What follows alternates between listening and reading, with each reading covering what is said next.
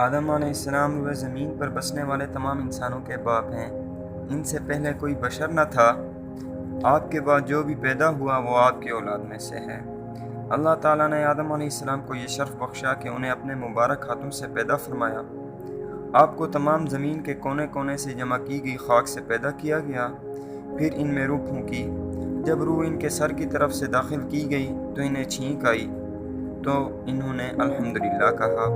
چونکہ آدم علیہ السلام کو تمام زمین سے جمع کی گئی مٹی سے پیدا کیا گیا تھا، جو مختلف رنگوں کی ہے، کہیں سفید ہے، کہیں کالی اور کہیں سرخ، کہیں نرم ہے تو کہیں سخت، تو ان کی اولاد بھی مٹی کی خاصیت کے مطابق پیدا ہوئی۔ ان میں سفید بھی ہیں، کالے بھی اور سرخ بھی، نیک بھی اور بد بھی، نرم خو اور سخت طبیعت والے بھی۔ جب آدم علیہ السلام پیدا ہوئے وہ جمعہ کا دن تھا، اسی روز انہیں جنت میں داخل کیا گیا اور اسی روز انہیں وہاں سے نکالا گیا اور اسی دن قیامت قائم ہوگی۔ جب آدم علیہ السلام پیدا ہوئے تو ان کا قد 60 ہاتھ لمبا تھا۔ اللہ تعالیٰ نے ان کو حکم دیا کہ وہ فرشتوں کی جماعت کو سلام کہیں اور سنیں کہ وہ کیا جواب دیتے ہیں۔ آپ کا اور آپ کی اولاد کا یہی سلام کا طریقہ ہوگا۔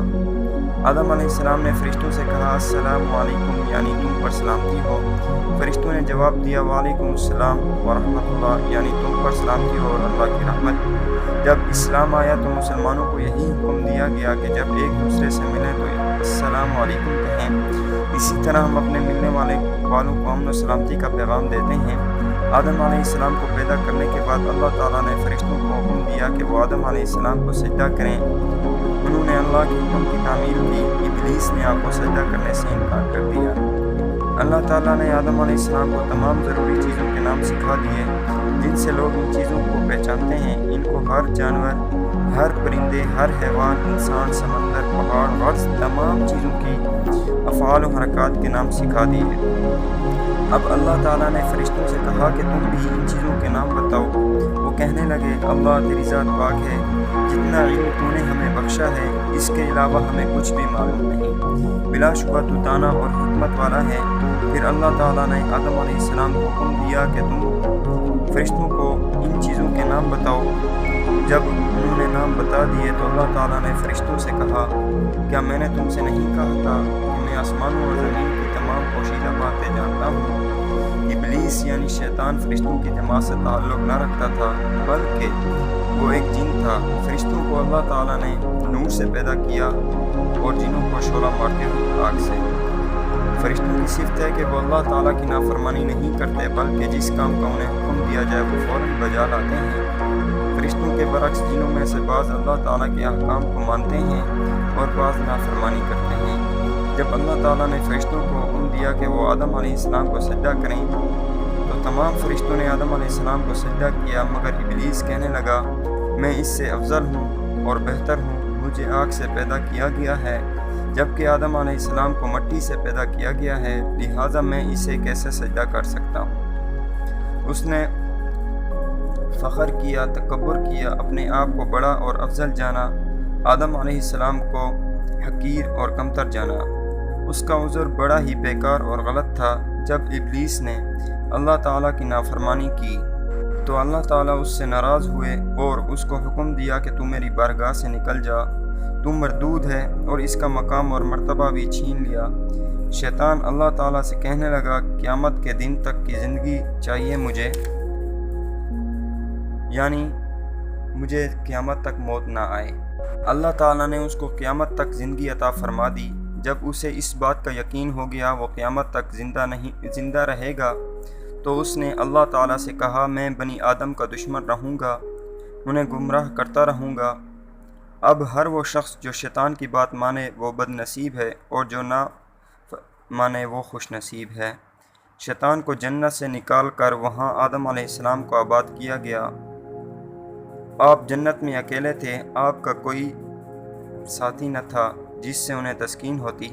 اللہ تعالیٰ نے آدم علیہ السلام کی پسلی سے حوا علیہ السلام کو پیدا کیا۔ آدم علیہ السلام حوا علیہ السلام کو پا کر بڑے خوش ہوئے، ان کے ساتھ جنت میں خوشی خوشی رہنے لگے۔ فرشتوں نے آدم علیہ السلام سے پوچھا، اس خاتون کا کیا نام ہے؟ انہوں نے جواب دیا، حوا۔ تو فرشتوں نے پوچھا، اس کا نام حوا کیوں ہے؟ فرمایا کہ وہ ایک زندہ وجود سے پیدا کی گئی ہے۔ آدم علیہ السلام اور حوا علیہ السلام جنت کے پھل کھاتے تھے، سیر کرتے۔ اللہ تعالیٰ نے ان سے کہہ رکھا تھا تم بس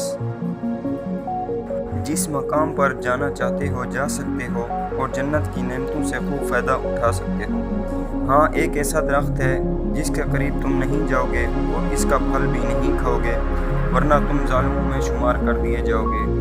ایک دن ابلیس ان دونوں کے پاس آیا اور کہنے لگا کہ کیا آپ کو معلوم نہیں کیوں اللہ تعالیٰ نے آپ کو اس درخت کے قریب جانے اور اس کا پھل کھانے سے کیوں منع کیا ہے؟ وہ کہنے لگے ہمیں تو معلوم نہیں۔ اس نے کہا جو کوئی اس درخت کا پھل کھائے گا وہ ہمیشہ زندگی پائے گا، اس کو کبھی موت نہیں آئے گی اور وہ ایسی بادشاہت کا مالک ہوگا جو کبھی زائل نہ ہوگی۔ اس نے قسمیں کھا کر اپنی بات کا یقین دلایا۔ آدم اور حوا علیہ السلام اس کی بات مان لی اور اس درخت کے پھل کھا لیا۔ جیسے ہی انہوں نے پھل کھایا ان کے جسم سے جنت کے کپڑے اتار لیے گئے اور دونوں نے بے لباس ہو گئے۔ اب وہ جنت کے درختوں کے پتے توڑ کر اپنا جسم چھپانے لگے۔ انہیں احساس ہوا کہ انہوں نے اللہ کے حکم کی عدولی کر کے سخت گناہ کیا۔ وہ اپنے اس فعل پر بڑے نادم اور شرمندہ ہوئے، مگر بھول ہو چکی تھی۔ ان دونوں نے اللہ تعالیٰ کے سامنے اپنی غلطی اور کوتاہی کی معافی مانگی اور خوب توبہ کی۔ اللہ تعالیٰ نے ان کی توبہ قبول کر لی، لیکن ان کو حکم دیا کہ دونوں جنت سے اتر جاؤ اور ان کو بتایا کہ شیطان ان کا کھلا دشمن ہے۔ انہیں ہر چیز بنانے کا طریقہ سکھایا۔ زمین پر آ کر انہوں نے سب سے پہلے جو کھانا کھایا وہ اس طرح تیار ہوا کہ علیہ السلام گندوں کے کچھ دانے لائے، ان کو کاشت کیا، پھر کاٹا، پھر بھوسے سے الگ کیا، پیسا اور گوندا، پھر اس آٹے کی روٹی بنائی اور اسے کھایا۔ اس طرح نہایت مشقت سے کھانا۔ زمین پر اترنے کے بعد ان دونوں کے ہاں بہت سی اولاد پیدا ہوئی۔ ان کے ہاں ہمیشہ ایک جوڑا یعنی ایک بیٹا اور ایک بیٹی پیدا ہوتے تھے۔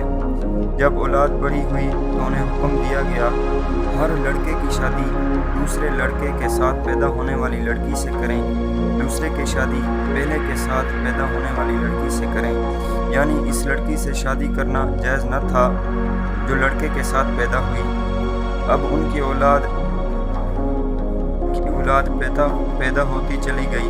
آدم علیہ السلام کی اولاد میں سے بعض نیک بھی تھے اور بعض بدکار بھی جو اللہ تعالیٰ کی نافرمانی کرتے تھے۔ ان میں سے ایک قابیل بھی تھا جس نے اپنے بھائی حابیل کو قتل کر دیا تھا۔ جب آدم علیہ السلام پیدا ہوئے ان کا قد 60 ہاتھ لمبا تھا، مگر وقت کے ساتھ ساتھ قد ان کی اولاد کے کم ہوتے چلے گئے۔ آج جس طرح ہمارے قد ہیں یہاں آ کر قد روک دیے گئے، تاہم اب بھی بہت سے لوگ لمبے قد والے اور بہت سے لوگ چھوٹے قد والے ہیں۔ آدم علیہ السلام 1000 سال تک زندہ رہے۔ جب وہ فوت ہوئے وہ جمعہ کا دن تھا۔